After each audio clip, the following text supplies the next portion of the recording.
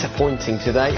Plenty of big surprises though, up and down the country. Uwe Rosser's Fleetwood held Leicester to a goalless draw. The Premier League side didn't register a single shot on target. A few other shocks for you. Bournemouth needed an injury time equaliser from Steve Cook just to draw with the League One leaders Wigan. They led 2-0 at half-time. There was an upset at Villa Park. Peterborough of League One beating Aston Villa. And how about this? Jack Grimmer, the hero for League Two Coventry, 53 places below Stoke, as Mark Robbins got the better of his old Manchester United teammate Mark Hughes in that one. And you can see the rest of the results there from what was a day with plenty of goals involved. There was a point where we thought that Burnley were going to surprise Manchester City, but the leaders in the Premier League fought back to win 4-1 at home. And of course we will talk about all of this on FA Cup tonight. We're going to be looking back on the day's results. We'll also discuss Philippe Coutinho's imminent move to Barcelona as well for £142 million. If you've got a thought on that, if you're a Liverpool fan, drop us a quick message. It was a funny old game today. It never really came to life for either side. What's it like when you're the bigger team and you play in a game like that and it just doesn't switch on? Well, we've played them. I think we've all played them, and the important thing is not to lose. So we're going to talk positives to Chelsea that they didn't lose the game, but it's hard, as I say. I'm talking about urgency, I'm talking about all these things, and sometimes it just doesn't go for you. And in retrospect, you look at the back three, a few sloppy moments in the first half. After that, they weren't hurt that much. So, you know, Rudiger, I think, Gary Cahill, pretty secure. David Luiz, a couple of hiccups. But if you look at it in general, it's one of those, you have to kind of wipe your face, say that was one of those games. We didn't lose, but we certainly did perform. And I would be more concerned, as I say, about the individuals. If I'm that player who's come in, this was my chance. Yeah. And I think they're the ones that'll probably go home on the bus, and it'll be a longer drive home. OK, we'll look at the individuals in a moment, but first let's go live to the tunnel because the Norwich boss, Daniel Farke, is waiting to speak to us. Daniel, we've just been talking about how disappointing Chelsea were today. By contrast, you must be full of pride for the performance from Norwich. Yes, to be honest, a bit disappointed we are too, because we were there with a brilliant performance. I just can praise the lads. I think our plan totally worked, so we want to put the strengths away, we want to mirror Chelsea in the way they play, and I think it was a brilliant first half. In the second half there were some situations, but I think all in all the draw is a fair result, but we were a bit disappointed because we got the feeling out of this performance we deserve a bit more and deserve to celebrate after such a performance, and for that, to be honest, we were a bit disappointed with this draw. Daniel, you changed the shape of the team to three at the back today, I think quite late. You haven't been playing it so much recently. Are you pleased with how much the players took on board how you wanted to play? Because I think Chelsea found it very hard to play through you, particularly in the first half, and they were very disciplined in their positions. Yes, I think when you face an opponent with higher individual class, you have to find some solution, and one thing is you have to bring all your basement behavior in the game, and the lads were brilliant with their attitude. We did. The second thing is to have a clear plan, and you have also pretty much to mirror the opponent to put their strengths away, and I think Chelsea didn't find any solution in the first half. In the second half, okay, there were some crossing situations, some shootings and some half chances or whatever, but we were good out of some counter situations too, and to be honest, I would prefer to be a bit more concentrated in possession in the second half, to dominate more the game like we did in the first half, but all in all, like I said, so brilliant performance of my lads, and I think we can take a lot of self-confidence out of this performance. Absolutely. About 90 minutes ahead of kick-off, we all had the news that Nelson Oliveira was playing in your team today, and it was 4 at the back. So, at what point did you know Nelson wasn't fit, and you changed your formation? Yeah, to be honest, Nelson played in all our last 7 games, had a lot of load over the festive period, and during the week he had some problems with swollen foot, and for that we had a late decision this morning that we do without him, but the lads were prepared also with Nelson. We want to play in this way, and the lads were prepared, and for sure Nelson has an individual quality which is outstanding for us, and so for that we didn't want to take any risk also for the league, and thank God the plan worked today, sadly not with a win. Daniel, was that your decision for Nelson Oliveira not to start, or was that his decision? Yeah, when you know there's a big game and all the players want to be there in the big games, and I want to face such an opponent like Chelsea, and I speak pretty honest with Nelson about this topic, so 100% he would like to take the risk and play, but I think I'm responsible for my lads, and I'm responsible for the whole season, and for that I had to take this decision. We were all impressed today with Maddison, with Murphy, with Pritchard. What are you going to do to lock them away until the 1st of February? What's the plan?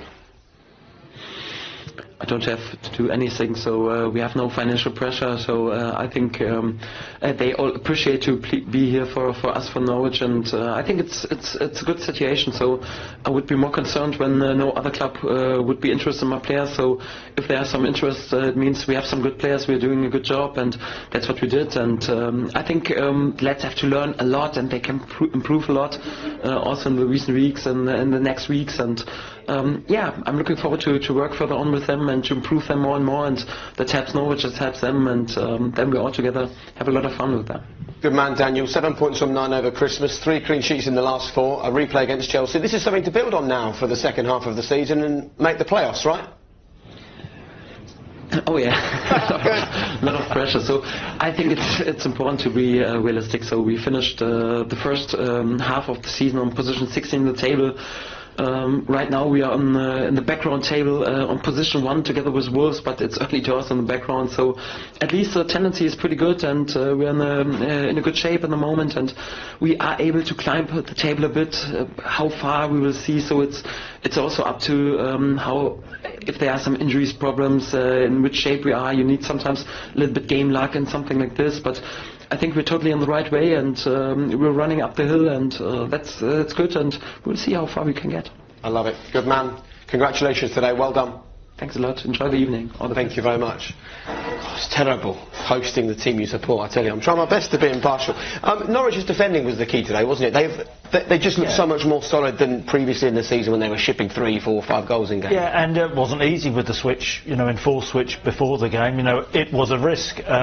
The biggest compliment I think we can pay this Norwich defence is Chelsea didn't really have a clear-cut chance. I like Angus Gunn as a goalkeeper, but he really didn't have a lot to do. They were protected ever so well in front by Teti and Treble, but they defended deep, as you'd expect. Not a great deal of pace with those 3 centre-halves, but they kept the shape, they got the distances right, and they were comfortable. I mean, Batshuayi had a disappointing game from Chelsea's point of view, but you have to credit for the commitment Norwich defended with it, and the organisation. Yeah, I mean, they closed all the gaps, and I think when Chelsea really, they're players that they're going to hurt Norwich really, who are the catalysts really, are Willian and Pedro, and they get in their little holes in front of the back 3 for Norwich, but behind the midfield, and they stopped those easy passes. And Willian got a few in the second half, but their discipline, their hard work throughout, they deserve the result purely for that. And taking that all on board, taking the information and a late change is big credit to all of them. It was a big result for Norwich in terms of confidence. The performances this season in the Championship, let's get it right, haven't been good enough, and they've struggled, and I think a lot of fans are disappointed with the position. But what they can do is they can take a lot of heart from the way they defended today. What did you think of the talented trio up front for Norwich? People around here have spoken about a lot. It was your first chance really seeing them live. I liked them. Yeah. And we were talking to Chris before the game, and we were wondering who is the actual out-and-out centre forward, and they didn't have one, and that might have been their only downfall because they couldn't actually get and hurt Chelsea enough in the box. But their link-up play and appreciation of each other was very good. They were very confident. I mean, I think we're talking about players. Murphy there wasn't scared to running it through Rudiger, and I think we're talking about 3 players there that will play in the Premier League. From what I've seen there today, now listen, they're going to develop.